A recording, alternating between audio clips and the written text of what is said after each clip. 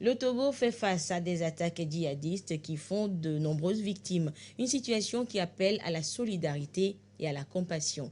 Mais malheureusement, certaines personnes postent et véhiculent des images et vidéos des scènes de ces barbaries, causant le choc des internautes et des utilisateurs des réseaux sociaux. Des pratiques qui sont dénoncées, proscrites par la loi. Marie-Ange Bida. Des corps ensanglantés, sans vie, gisant au sol. Les images et vidéos font le tour des réseaux sociaux, et cela depuis quelques jours. La pratique ne semble pas avoir de limite.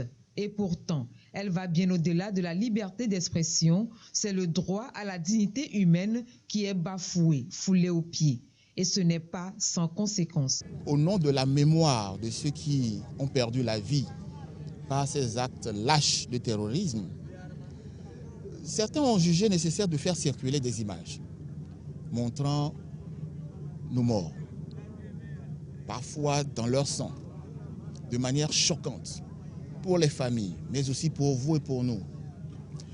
La période est délicate, nous devons avoir un respect pour les morts. Nous avons publié récemment un communiqué appelant les uns et les autres à respecter les morts, à respecter l'image individuelle des personnes, à être prudents sur les informations que nous échangeons sur les plateformes WhatsApp par exemple, sur les réseaux sociaux en général. Et puis nous avons rappelé qu'il y a des sanctions qui sont prévues par les textes togolais contre les personnes qui violeraient ces dispositions.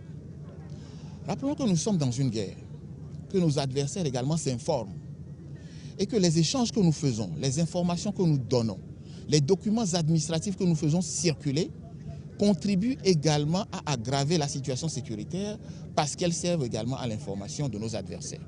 Nous devons être extrêmement prudents et veiller à cela.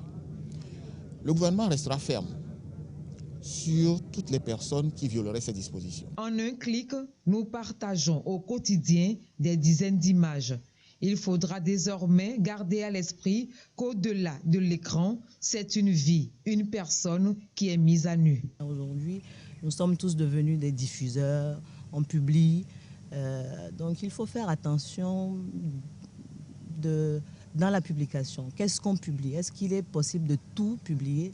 Peut-on tout mettre à la disposition de tout le monde? Donc il y a ces questions-là qu'on doit d'abord se poser avant de publier. On peut être responsable lorsque les faits que nous posons ont des conséquences dans la vie réelle. Donc il ne faut pas se cacher derrière son écran pour faire n'importe quoi.